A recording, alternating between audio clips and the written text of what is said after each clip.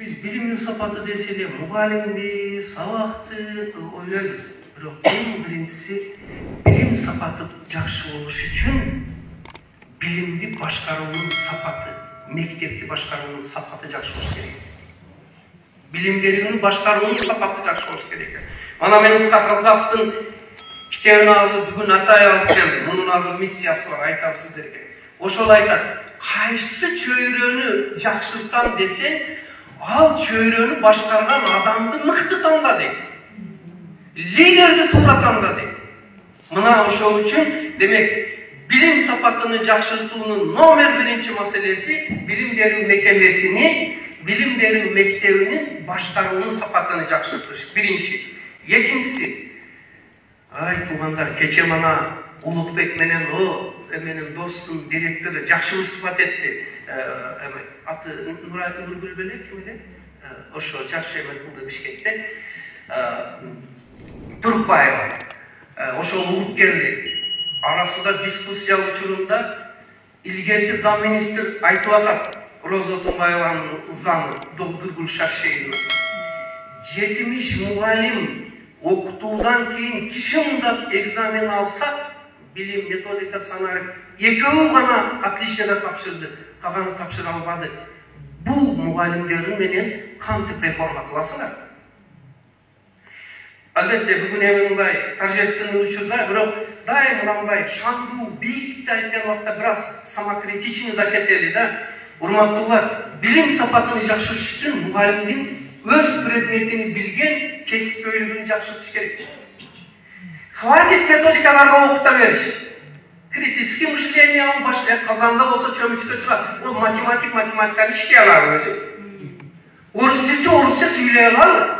Англис тилчи англисче сүйлөй алат. Физик иште өтө чоң опасный саналып жатат.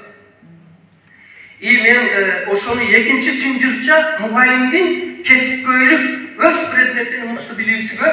Үчүнчүсү, урматтуулар, биз канчалык мыкты иштебейли, биз канчалык иштерди жасабайлы, эгерде мектепке ата-эне мектебин ачпасак, ата-энелерди мектепке тартпасак, биз аны түзөтө албайбыз. Анткени ата-эне эгер үйдө контролдо болсо, жардам бербесе, көз салбаса, түйүү жок капка буудай санам менен барабар да. Анан эле бала окуй албаса, ОРТден өтө албаса, эки бала мушташса, мурдук канаса, директори ким, мектеби ким, бир айын жолу ата-энеси ким деп атап албайт. Урматтуу аким ушуларды бирге айтып жүрүңүздөр, чогулуштарда, ошол хулиганды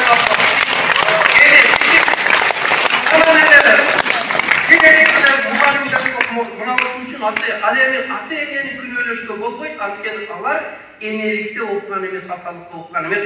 Ошол үчүн энелер мектебини биз колго алыш керек. Азыр бул жерде айтабыз. Андан кийинки чынжырчанын эмеси, урматтуулар, бул окуучу 5-чи чынжырча. Билим сапатыны мен кетип атам.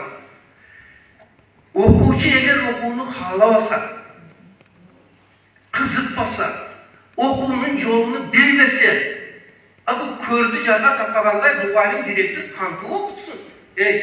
Mana 3-cü gimnaziyada Rahmat Ulukbek'in matmışlar, bizden altımızda atladı, Tuğrul Simurtanat.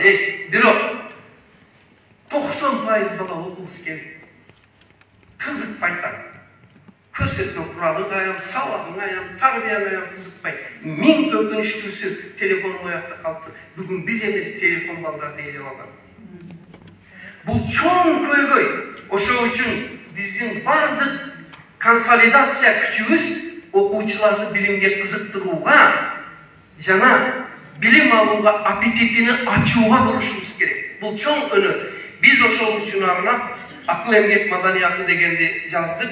Ошо бая мен айтып кеткен азыркыда эң белгилүү Арнольд Тофлер Дьюи методика, прагматикалык педагогиканын атасы Дьюилерде мындай деп атат. Гёте ошонан кошумчалап кетиптир. Акын бала 2-3 жылда гана окуйт дептир. Анан үчүнчүсүнү мен кошуп койдум, рахматулла. Биринчиси, эгер бала ошол окутуп жаткан мугалимди сүйсө, ошо предметти. Математика, орус тилчи же англис тилчини сүйсө, ошондо окуйт, жакшы көрсө. Экинчиси, ошол үйрөнүшү керек болгон nerseni жақсы көрүп сүйсүң. Бул чоң философия.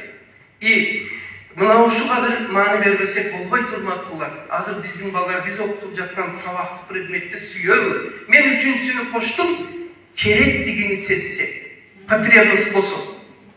Мына ушуга амал берсек жакшы болот экен. Эми инновация саналып жөнүндө жакшы айтылды, мен айтпайм. Билим сапатыга инновация саналып албетте чечүүчү таасирди берет, бирок бардыгын бере албайт. Айтып коелу. Азыр мына директорларды тесттен өткөзүп атат. Жаман эмес, жакшы, рахмат. Кабыл сөтүп атат. Урматтуулар, мен бир суроом бар да. Мектепти башкара билүү жөндөмүнү, балдарды педагогиканы сүйүү жөндөмүнү, анын жан дүйнөсүнү өлчөй турган тест барбы? Компьютер барбы? Аны өлчөй турган тест компьютер бул балдар. Бул ошого дагы даяр бололу. Ушул жерден мен сөзүмдү жыйынтыктар алдына бир эки сиздерге ой сунуштарымды айтып кетейин дейм. Биринчиси ыраазычылыгымды айтайын. Мына урматтуулар, биз мына иштеген директорлорго, тапшырып жаткан директорлорго рахмат айттык. Биринчи ыраазычылыгым ошол. Экинчиси, ушул профсоюзда азыр Улукбек Иматович айтып берди, канча жакшы иштерге колдоо көрсөтүп аткандыгыга. Авазбек, сизге ыраазычылыгым. Үчүнчүсү, Максатай Мамытовна, мына көп олимпиаданын ачылышыга бардыңыз. Орозгүлдүн мектебиде ким көрөлөк болсо барып көрүңүздөр. Эне мектеби айым боюнча, расаттануу боюнча ушунчалык зор бир ишти баштап семинар өткөздү. Мына ушу Орозгүл, сиз жамаатыңызга, жана акимият менен районго ошону уюштуруп көмөк бергениңиздерге сиздерге ыраазычылыгымды айтып кетейин. Эми урматтуу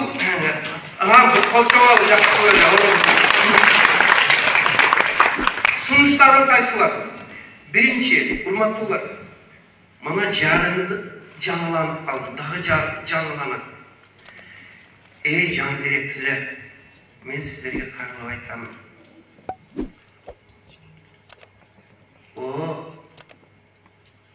Тажрыйбалуу директорлорду пенсияга чыкты деп жөнөтүп койбостон, консультант катары, насаатчы катары, урматтуу адам катары пайдаланалы. Канадада, Европанын дагы бир мамлекеттеринде директор, жетекчи канча узак жыл иштесе, анан успешный болсо, шончо айлыга кошула берет экен. Алар муну айтат экен, биздин алтын фондубуз деп. Наш золотой фонд дейт экен. Эми бизде указ чыкты, аны аткарыш керек. Ошого биз мынабул керек болсо Улукбек Иматович районо өкүлдөрүгө айтмакчымын. Ушул эс алууга чыккан директорлордун өзүнүн бир бирикмеси, ассоциациясыны түзүп туруп, совет катары бир пайдаланып артакчаса жакшы болот. Бирок жаш директорлор үчүн бир окууну уюштуруу, жаш директорлордун мектебин уюштуруш керек. Школа молодого директора. Макулбу жаш директорлор? Бир жыл илгери баштап директорлордун мектебин Бешкентте өттүм келип, андан кийин биякта Исфанага келдик. Мен менен Эшназар агайда катышып өттү. Директорлукта эч кайда окутпайт. Ошол үчүн мына сиздер үчүн 24 сааттык курс лекциям бар. Эффективдүү башкаруунун методикасы деген. Мына бул сиздерге сунуштайм. Андан кийинкиси, жана мен айттым, канчалык биз саналып болбойт, инновация болбойт, мугалим кесипкөй, профессионал өз предметини билбесе болбойт деп, ошол үчүн методиканы эле окутпастан предметини окуталы дегенде, жаш мугалимдер мектебини ачып улантырыш керек. Ол ар бир мектепте ар бир айыл өкмөтүдө болуш керек.